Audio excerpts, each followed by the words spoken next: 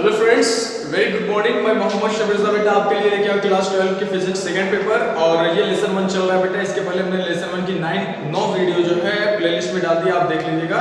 देखिए बेटा, वीडियो तो ज्यादा हो रही है लेकिन इसमें से 8 नंबर का आता है, तो 8 नंबर आपको पाने के लिए पढ़ाई तो जरूर करना पड़ेगा, ठीक है बेटा। हर हाल में इसमें से 8 नंबर से ज्यादा पूछे जाते हैं क्वेश्चंस, और जो भी हम बता रहे बेटा वो एक एक हेडिंग करके बताए हैं आपको, और वो जाके आप देखिएगा प्लेलिस्ट से निकाल के एक एक वीडियो करके सीरियल वाइज से पड़ी हुई है, और एक एक वीडियो देखिएगा, उसके नोट्स बनाते रहिएगा आप लोग, ताकि आपको आने वाले कल में एग्जाम के माध्यम से जब भी मिलेगा क्वेश्चन तो आप आसानी से उसे लगा सको, ठीक है ना बेटा। तो आज मिलते हैं बेटा, ये फिजिक्स सेकंड पेपर क्लास 12 का चल रहा है, लेसन 1 चल रहा था इसमें, और ये आज की 10वीं वीडियो है। तो ध्यान दें, आज की पहली हेडिंग बेटा देखते हैं इसमें क्या है, और एक एक हेडिंग करके हम बताते रहेंगे, आप उसके नोट्स बनाते रहिएगा और साथ ही साथ उसे आप रिवीजन करते रहिएगा और याद करते रहिएगा, ठीक बेटा। मिलते हैं इस हेडिंग में। तो ध्यान दें बेटा, आज की पहली हेडिंग है लेंस की क्षमता, पावर ऑफ लेंस। देखिए क्या होता है लेंस की क्षमता। मतलब इसका मतलब क्या होता है बेटा, लेंस की क्षमता, इसका मतलब होता है उसमें कैपेसिटी क्या है, यानी वो किस तरह का कार्य करता है, इमेज किस तरह का बनाता है, या मतलब हमको वस्तु किस तरह से वो दिखाता है, ठीक है ना। वही उसकी पावर होती है, क्षमता होती है। उसकी परिभाषा होती है बेटा कि किसी लेंस की फोकस दूरी के व्युत्क्रम को, किसी लेंस की फोकस दूरी के व्युत्क्रम को लेंस की क्षमता कहते हैं। इसे कैपिटल P से व्यक्त किया जाता है। इसका मात्रक डायप्टर होता है, जिसे कैपिटल D से व्यक्त किया जाता है, ठीक है बेटा। आप डालेंगे हेडिंग लेंस की क्षमता, उसमें परिभाषा लिखिएगा किसी लेंस की फोकस दूरी के व्युत्क्रम को, किस क्रम को बेटा, व्युत्क्रम को,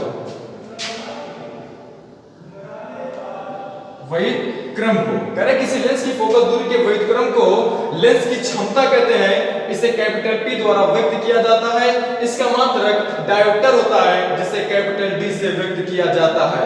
यहां तक आप लिख जाइएगा और उसके बाद एक स्ट्रक्चर बनाइएगा। ये लिखने के बाद बेटा ध्यान दें, यहां पे लिखिएगा कि P = 1/f, और ये कितना है, मीटर में होता है। ये कितना बेटा, in metre, in metre, in m का मतलब इन मीटर, यानी ये मीटर में होता है, ठीक है बेटा। ये बना के इसको बॉक्स में डाल दीजिएगा, और इस पे एक डेरिवेशन आता है, इसका डेरिवेशन कर लिया जाए। यहां तक आप नोट कर लीजिएगा। उसके बाद डेरिवेशन के एक स्ट्रक्चर बनाया जाता है। ध्यान दें वो स्ट्रक्चर कैसे है बेटा, एक लेंस रहेगा, ये आपका क्या बेटा, लेंस है, ठीक है ना। ये आपका लेंस है, ये आपका मुख अक्ष होता है, ठीक है ना। लेंस तो आप जानते हो कैसे बनता है, लेंस की परिभाषा भी हमने बताया था, ठीक है बेटा। ये मुख अक्ष है, मुख अक्ष के समांतर एक प्रकाश किरण गुजारी जाती है, ठीक बेटा। मुख अक्ष के समांतर एक प्रकाश किरण क्या कहते हैं, गुजारते हैं, तो क्या होती है, वो जिस बिंदु से अपवर्तन के पश्चात जिस बिंदु से होकर जाते हैं उसे क्या कहते हैं, मुख को फोकस कहते हैं। इसे कैपिटल F से व्यक्त करते हैं, और लेंस की फोकस दूरी क्या होती है बेटा, स्मॉल f हो जाएगी। यहां से लेके मुख्य फोकस यहां तक की दूरी क्या हो जाएगी, स्मॉल f, ठीक बेटा। और ये देखिए, ये आपकी जो किरण रहती है, ये कौन सी किरण रहती है बेटा, आपतित किरण रहती है, और ये जो किरण निकलती है उसे क्या कहते हैं, निर्गत किरण कहते हैं। तो आपतित किरण को आगे बढ़ाने पर, ये आगे बढ़ा दिया, निर्गत किरण को पीछे बढ़ाने पर इसके बीच जो कोण बनता है उसे क्या कहते हैं बेटा, विचलन कोण कहते हैं। इसके पहले हमने विचलन कोण की परिभाषा भी व्यक्त कर दिया था, बताया था। विचलन कोण को डेल्टा से व्यक्त किया जाता है, किससे बेटा, डेल्टा से, ये डेल्टा से व्यक्त किया जाता है। अब याद रखिएगा, ये वाली किरण और ये वाली किरण, देखिए ये मुख अक्ष है, ये समांतर रेखा है, ये दोनों रेखा क्या समांतर है। ये देखिए बेटा, ये दोनों रेखा क्या समांतर है। किसी समांतर रेखा को एक रेखा जब तिर्यक रेखा काटती है तो ये वाला कोण, देखिए बेटा, ये वाला कोण और ये वाला कोण आपस में हमेशा क्या होते हैं, बराबर होते हैं। क्यों बराबर होते हैं, क्योंकि ये कौन से कोण होते हैं, एकांतर कोण होते हैं। कौन सा कोण होता है बेटा, एकांतर कोण होता है। तो ये वाला कोण आपका क्या है, इस वाले रेखा के लिए, इस वाले रेखा के लिए ये कोण कौन सा बेटा, डेल्टा है। जब ये डेल्टा है तो इस वाले के लिए भी ये डेल्टा होगा ना बेटा, ये कौन सा होगा, ये भी डेल्टा होगा। अब याद रखिएगा, देखिए यहां से लेके यहां तक की दूरी f दी है, और इस वाली दूरी को हमने h मान लिया, ठीक है ना। अब हमको पता चलेगा क्या, लंब पता चल गया और आधार पता चल गया। लंब और आधार जहां मिले हम tan लगाते हैं, क्या लगाते हैं बेटा, tan लगाते हैं। ये m मान लीजिए, l मान लीजिए, l मान लेते हैं। l एक क्या है, लेंस है, ठीक है ना। अब देखिए आपको लिखना कैसे है, लिखिएगा एक लेंस L है जिसके मुख अक्ष के समांतर एक प्रकाश किरण जा रही है तथा अपवर्तन के पश्चात मुख्य फोकस से होकर गुजरती है, ठीक है ना बेटा। यहां तक लिख जाइएगा। और जिसकी फोकस दूरी स्मॉल f है और लेंस की ऊंचाई स्मॉल h मान लेते हैं, ठीक है ना बेटा। यहाँ पे लिखिएगा आप लोग जिसकी फोकस दूरी f है और इस तरह से डिनोट कर दीजिएगा, ये आपका o है। यहाँ पे लिख जाएगा जिसकी फोकस दूरी f है और लिखिएगा त्रिभुज, इसमें लिखिएगा बेटा त्रिभुज, त्रिभुज L, ये बेटा L है, L F O में, त्रिभुज L F O में हम लगाते थे tan थीटा लगाएंगे, क्या लगाएंगे tan डेल्टा माने तो डेल्टा मान लो, tan डेल्टा हो जाएगा, देखो tan डेल्टा, tan बराबर होता है लंब बटा बेटा आधार, तो लंब आपका ये h हो जाएगा, आधार कौन सा हो जाएगा f हो जाएगा, तो h अपान स्मॉल f, क्लियर बेटा। और देखिए ये डेल्टा क्या अल्प कोण है, क्या है अल्प मतलब छोटा कोण है, जब छोटा कोण होता है तो ये क्या होता है बेटा, यहाँ पे लिख दीजिए चूंकि tan delta is different is equal to delta because this is a small angle, अल्प कोण, ठीक है बेटा, ऐसे लिख जाइएगा। और यहाँ पे इसके बराबर क्या लिखेंगे, डेल्टा लिख देंगे, तो डेल्टा बराबर हो जाएगा h अपान f, क्लियर बेटा। और h की वैल्यू हमने 1 मीटर माना, क्या माना है 1 मीटर माना है, यहाँ पे 1 मीटर माना जाता है। और ये डेल्टा x इक्वल टू क्या मान लेते हैं बेटा p मानते हैं, क्या मानते हैं p, क्षमता है, लेंस की क्या है क्षमता, तो 1 अपान f हो जाएगा, तो इसको आप ब्रैकेट में डाल दीजिएगा और यहाँ लिखिएगा इन मीटर, इन मीटर, यहाँ तक नोट कर जाइएगा। और एक चीज यहाँ पे लिखिएगा बेटा कि h बराबर हमने क्या माना है 1 मीटर, ठीक है बेटा, यहाँ तक नोट कर जाइए, समझ में आ गया बेटा। इसको आप लिख लीजिएगा, थोड़ा से ये लिखने की जरूरत नहीं है, इसको आप बना लीजिएगा स्ट्रक्चर इस तरह से और ये पूरा डायरेक्शन कर जाइएगा, ठीक है। मिलते हैं बेटा नेक्स्ट रीडिंग में आपसे।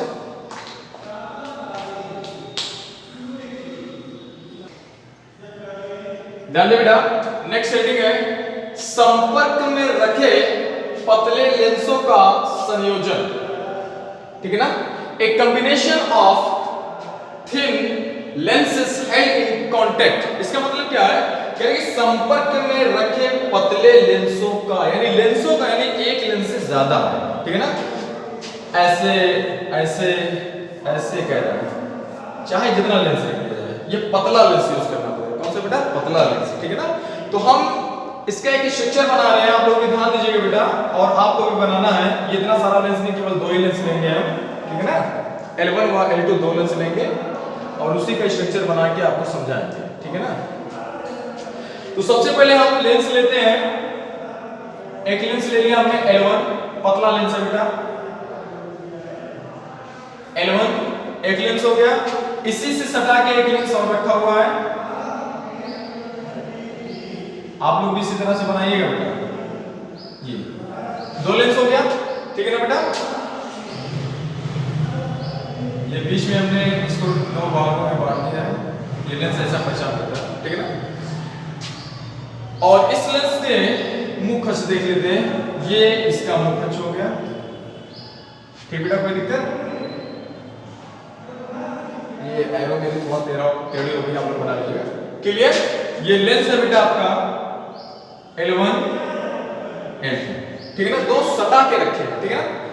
अब यहां से एक वस्तु हमने माना O है, O जिनसे प्रकाश किरण जा रही है, जी प्रकाश किरण गई, ठीक है ना। मुख अक्ष पर एक वस्तु हो रखी है, किस दूरी पे रखी है बेटा, u दूरी पर, u दूरी पर, यहां से यहां तक की दूरी क्या है u दूरी पर एक वस्तु क्या बेटा हो रखी है, मुख अक्ष पर रखी है, जिनसे प्रकाश किरण जब हम गुजारते हैं तो इनका जो प्रतिबिंब बनता है बेटा, ध्यान दें, इनका जो प्रतिबिंब बनता है I डैश बनता है, क्या बनता है बेटा I डैश,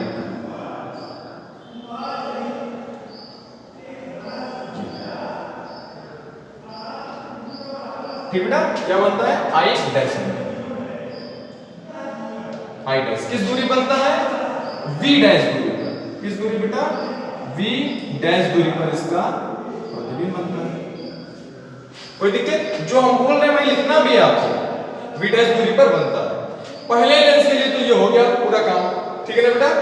अब जब देख रहे हैं ये लेंस 2 की बात कर रहे हैं, जब हम लेंस 2 रखते हैं तो इसके देखिए बेटा लेंस 2 के सामने वस्तु क्या हो जाएगी, ये हो जाएगी, जो प्रतिबिंब बनाता है वही क्या हो जाएगी आपकी वस्तु हो जाएगी। अच्छा देखिए ये वस्तु यहाँ से प्रतिबिंब, यहाँ से इसका प्रकाश डाला जा रहा है, तो इधर तो बनेगा नहीं, प्रतिबिंब कहाँ बनेगा, इसके वापस इधर बनेगा, कहाँ बनेगा I डैश बनेगा, कहां बनेगा बेटा, आई डैश बनेगा इस तरह से, ठीक है ना, सॉरी आई पर बनेगा, कहां बनेगा, आई पर। किस दूरी पे बनेगा, v दूरी पर बनेगा। किस दूरी पर बनेगा बेटा, v दूरी पर बनेगा, ठीक है ना। अभी तो हमने देखा जब यहां से हमने प्रकाश किरण को डाला तो इसका जो प्रतिबिंब बना कहां बना, आई डैश बना। किस दूरी पर, v डैश दूरी पर बना। और जब ये वस्तु हो गई तो इसकी दूरी कौन सी हो जाएगी बेटा, ये हो जाएगी ना, यानी वस्तु की दूरी, जो इमेज था अब ये लेंस 2 के लिए क्या बन जाएगा, वस्तु बन जाएगा, ठीक है ना। ये ध्यान देना यहाँ पे कि जो ये इमेज बन रहा था लेंस 2 के लिए क्या हो जाएगा, वस्तु हो जाएगा। तो आई डैश वस्तु हो गई, जब वस्तु हो गई तो यानी लेंस से वस्तु की दूरी क्या हो गई, v डैश हो गई, ठीक है बेटा। तो लेंस से वस्तु की दूरी v डैश हो गई और जब इसका प्रतिबिंब बनेगा आई पर बनेगा, किस दूरी पर बनेगा, v पे बनेगा, ठीक है ना। अब देखिए लिखना कैसे है, सबसे पहले आप लिखिएगा, मेरी बात ध्यान से सुनिएगा बेटा। लिखना ये है कि L1 व L2 दो पतले लेंस को सटा कर रखा गया है जिसके मुख्य अक्ष के समांतर या जिसके मुख्य अक्ष पर एक वस्तु O u दूरी पर है, जिससे प्रकाश किरण को गुजारते हैं तो v डैश दूरी पर I डैश प्रतिबिंब बनता है। क्लियर हो जाएगा। अब लिखना है, यहां तक हो जाएगा, उसके बाद लिखिएगा लेंस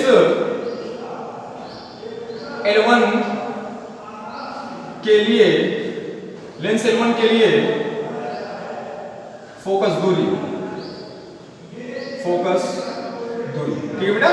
फोकस दूरी फार्मूला क्या होता है, ध्यान दें, यहाँ पे फोकस दूरी का फार्मूला होता है 1/f = 1/v - 1/u।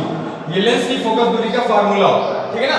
तो ध्यान ये देना है, लेंस L1 के लिए फोकस दूरी = क्या हो जाएगा, तो वो क्या जाएगा बेटा, ध्यान दें 1/f1 हो जाएगा, क्योंकि पहले लेंस के लिए तो पहली फोकस दूरी f1 हो जाएगी, बराबर हो जाएगा 1/u। 1/u, u क्या है, प्रतिबिंब की नहीं वस्तु की दूरी है, ये हो गया।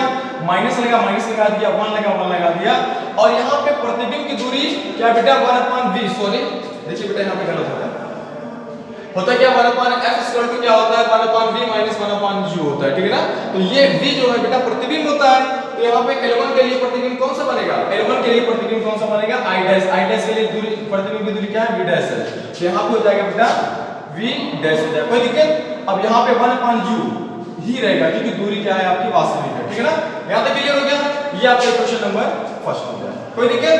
जब क्वेश्चन नंबर फर्स्ट हो गया, अब देखते हैं हम लेंस 2 के लिए, लेंस L2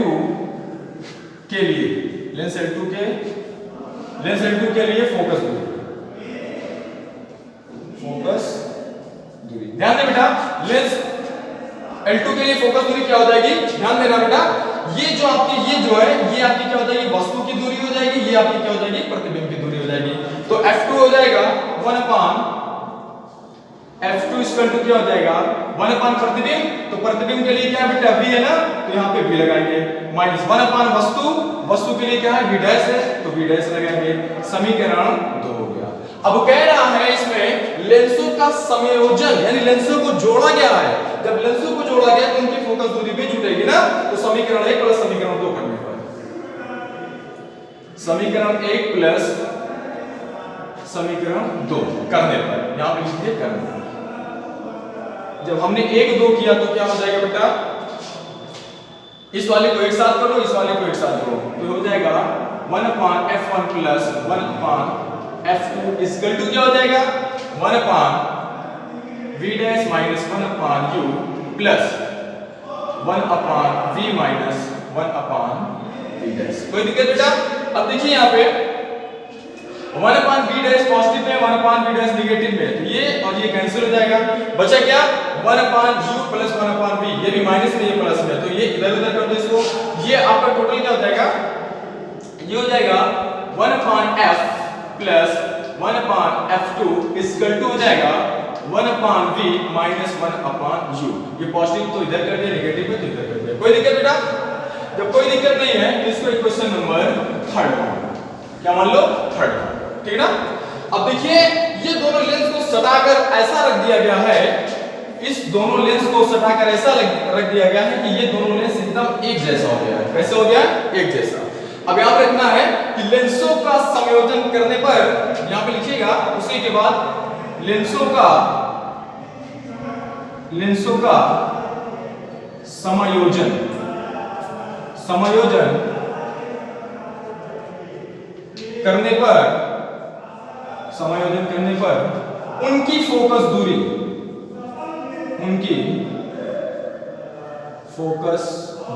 तो ध्यान दें बेटा, उनकी फोकस दूरी यानी लेंस की फोकस दूरी हो जाएगी, रियल वाला फार्मूला लगा दिया हम यहाँ पे 1/F 1/, लेंस को जोड़ा गया है तो 1/F क्या हो जाएगा 1/V - 1/U। कोई दिक्कत? Equation number 4। अब देखिए समीकरण 3 में देखिए 1/V - 1/U बराबर इतना दिया है। समीकरण 4 में देख रहे हैं 1/V - 1/U इतना दिया है। तो समीकरण 3 और 4 की तुलना करने पर यहां पे लिख दीजिएगा समीकरण 3 व समीकरण 4 से। समीकरण 3 व समीकरण 4 से, तो समीकरण 3 के स्थान पे 4 रख दो या 4 के स्थान पे 3 रख दो, तो हो क्या जाएगा बेटा? तो ये हो जाएगा 1/F, यहां पे देखिए 1/F डायरेक्ट लिख दीजिए 1/F हो जाएगा 1/f1 प्लस 1/f2।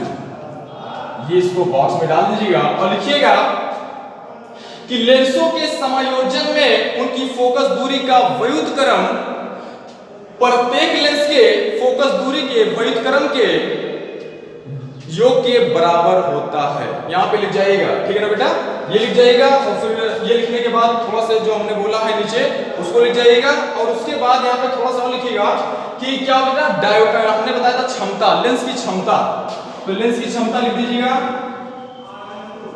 लेंस की क्षमता बराबर हो जाएगा नीचे बेटा 1/F है यानी कैपिटल P ओनली P, ठीक है ना, बराबर हो जाएगा P1 plus P2 plus dash dash dash, जहां तक जाना होगा ये जाएगा। यानी कितने लेंस हो सबकी लेंस की फोकस दूरी क्या होता है उनके क्षमताओं के योग के बराबर होता है। ये बेटा डिनोट कर दीजिएगा और इसमें आगे से नहीं समझाएगा बेटा आप कमेंट्स करिएगा जरूर से, हम बताएंगे आगे, ठीक है? मिलते हैं बेटा आपसे नेक्स्ट वीडियो में।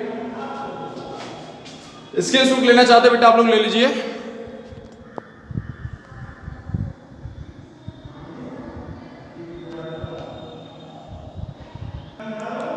तो ध्यान दें बेटा, नेक्स्ट हेडिंग है प्रिज्म या प्रिज्म कोण, प्रिज्म और प्रिज्म एंगल क्या होता है। तो सबसे पहले प्रिज्म के बारे में देख लेते हैं क्या होता है। तो जो प्रिज्म का ध्यान दें बेटा, प्रिज्म की जो परिभाषा है यहां पे डिनोट कर दिया जा रहा है, तो ध्यान दें कैसे है। कह रहे हैं किन्हीं दो असमांतर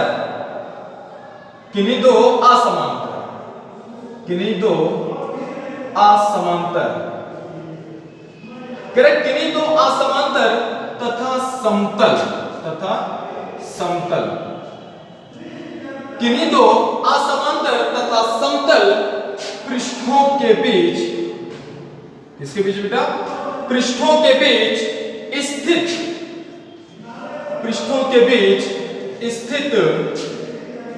पारदर्शी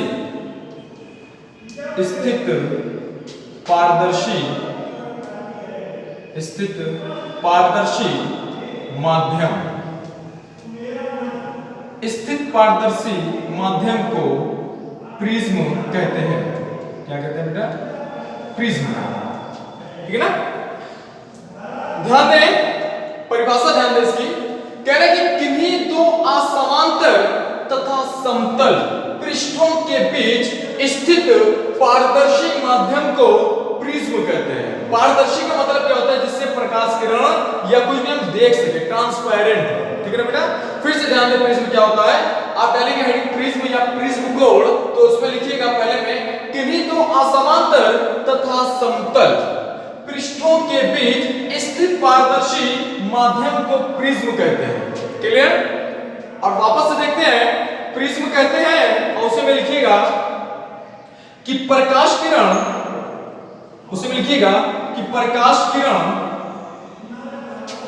प्रिज्म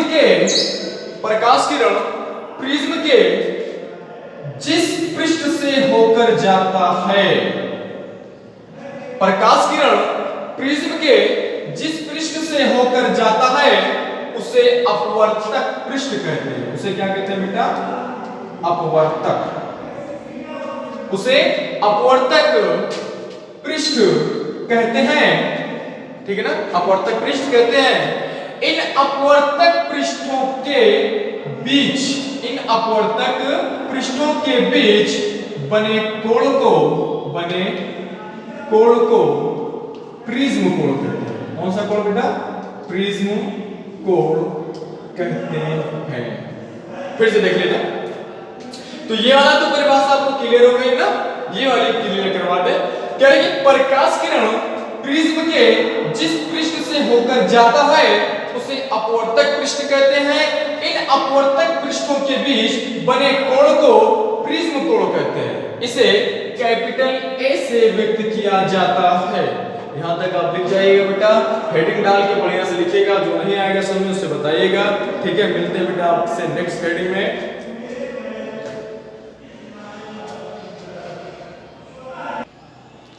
ध्यान दे बेटा, नेक्स्ट हेडिंग है आपकी न्यूनतम विचलन कोण, मिनिमम डाइवर्शन एंगल। देखिए बेटा, आपको और सारी वीडियो जो भी चाहिए थी आपको हमारे प्लेलिस्ट में जाइएगा और हमारे YouTube चैनल पे आप जाके इसमें देख लीजिएगा।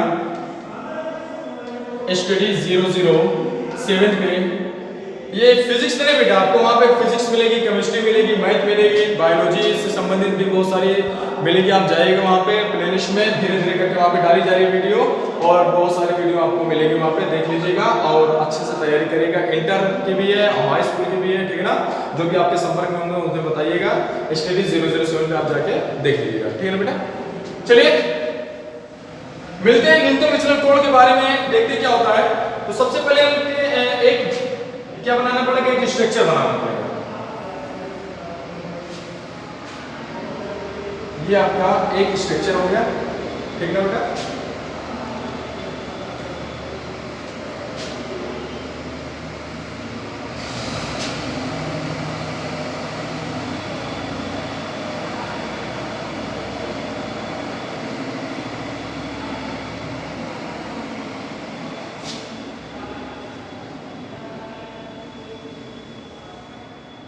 ठीक है,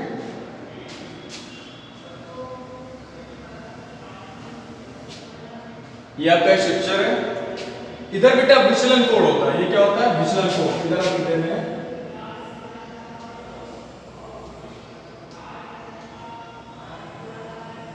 ये विचलन कोण हो गया। ये आपका हो गया आपतन कोण, ठीक है। चलिए मान रख दिया जाए 0, 20 डिग्री, 40 डिग्री, 60 डिग्री। यहाँ पे देख लीजिए, इसके लिए 30, यहाँ देखिए 0 डिग्री भी है, 30 डिग्री भी, ठीक है ना बेटा। 30 डिग्री हो गया, 40 डिग्री हो गया, 30 के बाद 50 मान लेते हैं, 20 का डिफरेंस, 50, 70, 90 और यहाँ पे ठीक है बेटा। ये आपका एंगल हो गया और यहाँ पे भी डाल दें तो 130, ये आपका डिग्री हो गया, ठीक है ना। देखिए कैसे बनाता है, ये आपका इस तरह से बना है, इस तरह से।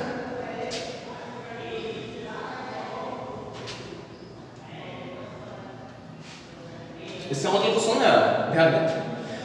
कह रहे हैं ये पूरा विचलन कोण है बेटा, ये आपका आपतन कोण है।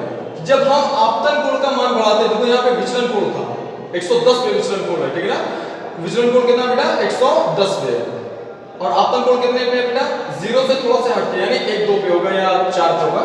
क्योंकि जैसे जैसे हम आपतन कोण का मान बढ़ा रहे हैं, देखो यहाँ पे जैसे हम आपतन कोण का मान बढ़ा रहे हैं तो विचलन कोण 10, 90, 70 इस तरह से नीचे आ रहा है, ठीक है बेटा, नीचे आ रहा है। यानी इसका मतलब कहने का मतलब है कि जब हम आपतन कोण का मान बढ़ाते हैं तो विचलन कोण का मान पहले तो घटता है, विचलन कोण का मान बेटा पहले तो घटता है, लेकिन न्यूनतम विचलन पर पहुंचकर, न्यूनतम विचलन यानी अब इससे नीचे नहीं हो सकता, करेंगे न्यूनतम विचलन पर पहुंचकर विचलन कोण का मान पुनः बढ़ने लगता है और इसी न्यूनतम मान को ही हम न्यूनतम विचलन कोण कहते हैं, ठीक है ना। देखिए आपको लिखना कैसे है, ये वाला स्ट्रक्चर आप कंप्लीट बना लीजिएगा।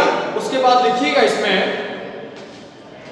कि जब विचलन जब ऐसे लिखिए बेटा, जब आपतन कोण का मान बढ़ाया जाता है तो पहले तो विचलन कोण का मान घटता है, लेकिन न्यूनतम मान पर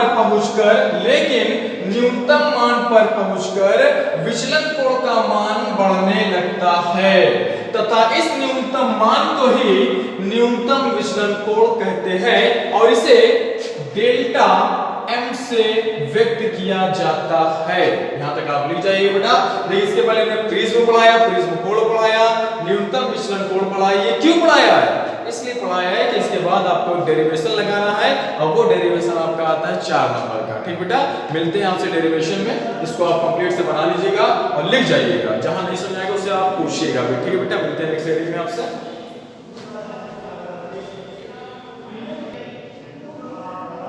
ठीक बेटा, देखिए नेक्स्ट हेडिंग थी आपकी प्रिज्म में अपवर्तन, रिफ्रैक्शन इन प्रिज्म। ये बेटा स्ट्रक्चर बना हुआ है, आप इसको बना लीजिएगा। लेकिन देखिए बना कैसे है, ये बना हुआ है, देखिए ये सेक्शन यहाँ पे ड्रा कर दे रहे हैं। ये इस तरह का एक त्रिभुज बना हुआ है A B C, ठीक है ना। एक रेखा यहाँ से जा रही है, आपतित किरण यहाँ से जा रही है। जैसे कहां पर ये आपतित किरण, देखिए ये आपतित किरण है और जहां पे टच करता है वहां से हम एक अभिलंब डाल देते हैं। क्या डालते हैं बेटा? अभिलंब डालते तो अभिलंब हो गया। अब ये देखिए विरल माध्यम से, सघन माध्यम यानी वायु से जब हम कांच पे भेज रहे हैं तो क्या हो जाएगी, तो अभिलंब के पास आती है ना, तो अभिलंब के पास आ गई, ये हो गया। ठीक है ना, ये स्ट्रेट हो जाएगी। ठीक है ना बेटा। और उसके बाद यहाँ पे जैसे यहाँ पे टच कर रही है तो यहाँ पे भी तो एक अभिलंब पड़ेगा, तो यहाँ पे एक अभिलंब डाल दिया। ठीक है ना। फिर ये आपतित किरण हो गया, ये अपवर्तित किरण हो गया और ये निर्गत किरण हो गया। हमने कहा था ना 3 भागों में बढ़ जाता है, तो वही 3 भागों में ये बढ़ गया। क्लियर हो गया ना। अब इस किरण का नाम हमने रख दिया बेटा, P रख दिया, Q रख दिया, R रख दिया, S रख दिया। ठीक है ना। इसका नाम देखिए PQRS रख दिया ना। अब ये देखिए ये भी अभिलंब था, ये भी अभिलंब था, या दोनों जहां पे इंजेक्ट होते हैं उसका नाम N रख दिया हमने। क्लियर बेटा।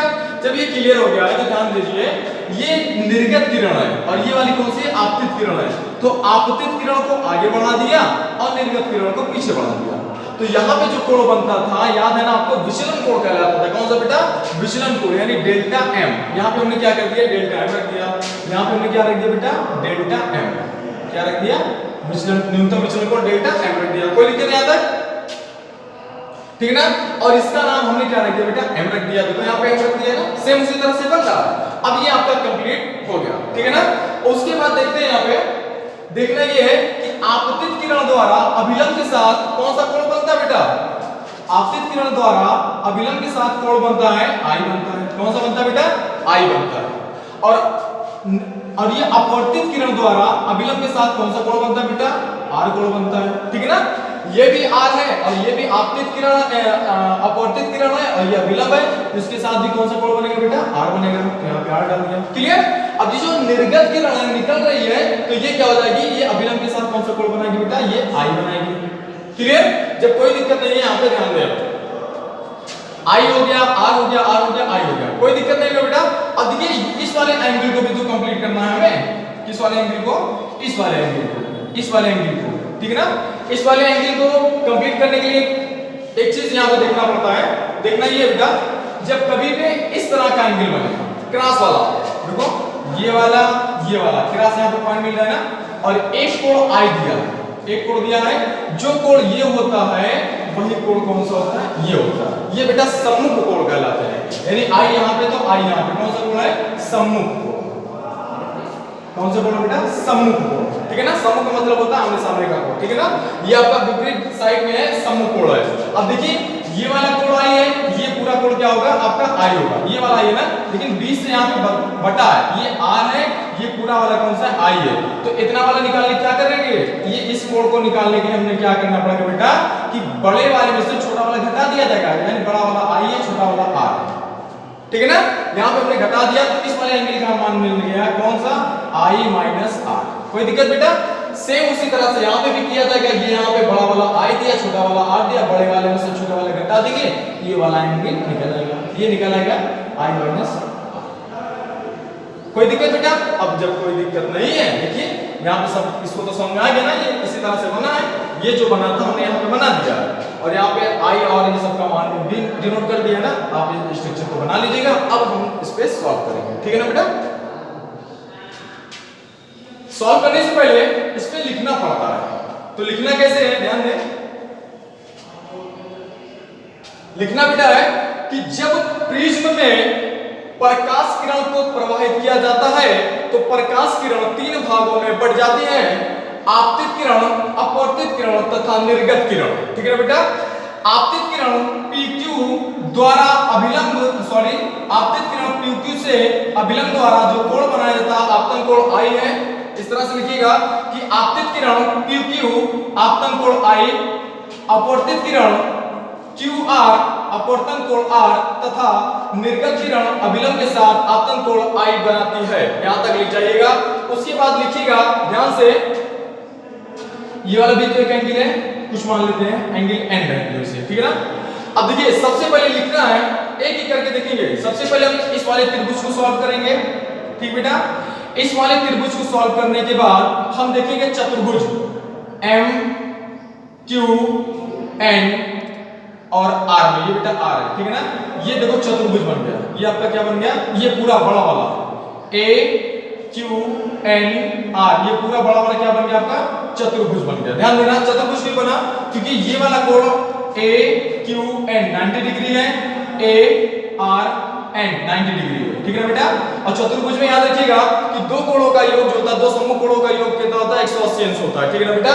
एक कोण 90 अंश, एक कोण 90 अंश, यानी दो कोण 90 अंश के दिए हैं। तो बचा कौन सा कोण, कोण A और कोण N बचा। इन दोनों का योग बराबर हो जाएगा 180 अंश। लेकिन उससे पहले हम देखेंगे इस वाले त्रिभुज में, तो जो हमने बताया लिखने के लिए वो आप लिख लीजिएगा। उसके बाद लिखिएगा कि त्रिभुज, उसके बाद लिखिएगा त्रिभुज QNR में, QNR में हम जानते हैं त्रिभुज में क्या होता है कि तीनों अंतःकोणों का योगफल क्या होता है बेटा, 180 अंश होता है। तो हम देखेंगे angle R plus angle N equal to क्या होता है बेटा, 180 अंश होता है। ये R मिलकर क्या हो जाएगा बेटा, 2R हो जाएगा, plus angle N equal to क्या हो जाएगा बेटा, 180 अंश हो जाएगा। इक्वेशन नंबर फर्स्ट हो गया, ठीक है ना। अब देखेंगे, तुरंत आएंगे चतुर्भुज। त्रिभुज का क्या होगा, चतुर्भुज। चतुर्भुज कौन सा है, ये वाला पूरा AQNAR, ये भी मिल गया तो पूरा हो जाएगा चतुर्भुज। तो यहां पे लिखना चतुर्भुज का सिंपल डाल दीजिएगा। त्रिभुज का ये होता है, चतुर्भुज का आयत टाइप में होता है। तो चतुर्भुज AQNR में, ठीक है ना बेटा। इसमें लिखना ये है कि देखो AQN 90 डिग्री है, तो आप लिखिएगा एंगल AQN बराबर 90 डिग्री और लिखिएगा ARN एंगल ARN बराबर कितना बेटा, 90 अंश, ठीक है ना। ये तो पता चल गया ना, दो कोण पता चले, ये 90 अंश, ये 90 अंश। तो ये वाला प्लस ये वाला मिलके क्या हो जाएगा, 180 बचेगा, क्योंकि चतुर्भुज के चारों कोणों का योगफल कितना होता है, 360 होता है। तो 90 90 180 निकल आया है, तो बचा कितना, 180 बचा। तो 180 कब होगा, जब ये वाला एंगल जुटेगा और ये वाला एंगल जुटेगा, तो मिलके कितना हो जाएगा बेटा, 180 अंश हो जाएगा। तो इस तरह से लिख सकते हैं angle A plus angle N बराबर क्या हो जाएगा, 180 अंश। Equation number 2 clear. अब देखो यहाँ पे 2R plus N equal to 180 अंश है, यहाँ पे angle A plus N equal to 180 अंश है। तो 180 अंश दोनों बराबर है, तो समीकरण 1 और समीकरण 2 से कंपेयर कर दिया जाएगा, ठीक है ना। तो समीकरण 1 और 2 से, समीकरण 1 व समीकरण 2 से, ठीक है बेटा, समझ आ रहा है ना। तो समीकरण 1 क्या कह रहा है, ये कह रहा है कि 2R प्लस एंगल N बराबर, ठीक है ना, क्या है, एंगल A को A लिख दो प्लस एंगल N, ठीक है ना। यानी 180 के स्थान पे इतना रख दिया, उठा के यहां पे रख दो, बस वही किया गया, ठीक है ना। अब यहां पे देखना है N इधर भी काट दो, कट गया, बचा क्या आपका, बचा बेटा 2R बराबर A। इक्वेशन नंबर 3 डालो, R की वैल्यू निकाल लो, R बराबर A/2 मिल गया, R की वैल्यू मिल गई। क्वेश्चन नंबर 4 डालो। कोई दिक्कत बेटा, यहां तक कोई दिक्कत नहीं ना। जब यहां तक कोई दिक्कत नहीं है, अब देखते हैं हम, अब देखना क्या है, एंगल MQR में। क्यों देखना है MQR में, क्योंकि हमने पढ़ाया था, ये बेटा देखो ये इस तरह से बना, देखो यहाँ पे इस तरह से बनाना, इस तरह बनना। यानी एक कोण यहाँ पे दिया है, एक कोण कौन सा दिया, बहिर्कोण दिया है। हमने इससे पहले बताया था कि दो अंतःकोणों का योगफल बहिर्कोण के क्या होता है, बराबर होता है। तो अंतःकोण कौन सा होगा बेटा, i माइनस r यहाँ पे है, i माइनस r यहाँ पे है, डेल्टा यहाँ पे है ना। ये दो अंतःकोणों का योगफल बहिर्कोण के बराबर, बहिर्कोण या बहिष्कोण होता है, ठीक है ना, यानी बाहर का कोण बराबर होता है दोनों अंतःकोणों के योग के, ठीक है ना। तो यहाँ देखो इस वाले में यानी m Q और R, अब दिखना है त्रिभुज M Q R में, यहां पे लिखना पड़ेगा बेटा, यहां पे लिखिएगा कि त्रिभुज M Q R में, ठीक है ना। और लिखने के बाद यहां पे लिखना है दो अंतः कोणों का योग बराबर होता है बहिष्कोण, बहिष्कोण यानी जो बाहर का होता है, बाहर का कौन सा डेल्टा है तो बहिष्कोण लगेगा, ठीक है ना बेटा। दो अंतःकोण कौन सा है, i माइनस r दोनों का योग है, i minus r plus i minus r बराबर कितना है डेल्टा m के, ठीक है ना बेटा। अब देखो यहाँ पे i माइनस r यहाँ पे, तो i और i मिलके हो जाएगा 2i हो जाएगा, माइनस वाले मिलके प्लस हो जाता है, कितना हो जाएगा 2r बराबर क्या हो जाएगा डेल्टा m। याद है कोई दिक्कत। अब 2i माइनस 2r, तो 2r की वैल्यू हमने यहाँ पे निकाला था ना, 2r बराबर कैपिटल ए रख सकते हैं बेटा, तो कैपिटल ए रख दो, 2i माइनस 2r के स्थान पे कैपिटल ए हो जाएगा डेल्टा m। a को उठा के इधर डाल दो, ठीक है ना, a को उठा के हमने इधर डाला तो हो जाएगा, a इधर जाएगा तो क्या हो जाएगा बेटा पॉजिटिव हो जाएगा, यानी 2i बराबर हो जाएगा डेल्टा m प्लस a, कोई दिक्कत। और यहाँ पे देखना है i बराबर क्या हो जाएगा, देखो i यहाँ पे रोक दिया, तो क्या हो जाएगा नीचे, यहाँ पे 2 तो यहाँ पे भाग हो जाएगा, तो हो जाएगा delta m plus capital A by 2, i की वैल्यू मिल गई। अब इक्वेशन नंबर 4 था, यहाँ पे क्वेश्चन नंबर 5 था, कोई दिक्कत बेटा, i की वैल्यू मिल गई ना। अब देखिए हमको निकालना क्या था, अपवर्तन। अपवर्तन का मतलब क्या होता है, स्नेल का नियम। तो प्रिज्म में अपवर्तन n बराबर हो जाएगा स्नेल का नियम, यानी n बराबर sin i मान sin r, क्लियर। अब लिखना है क्या, प्रिज्म में अपवर्तन। उसके बाद इसको रफ कर दे रहे हैं बेटा, इसको हम रफ कर दे रहे हैं, और यहां पे लिखना है प्रिज्म में अपवर्तन n बराबर sin i upon sin r, ठीक है ना, sin i upon sin r।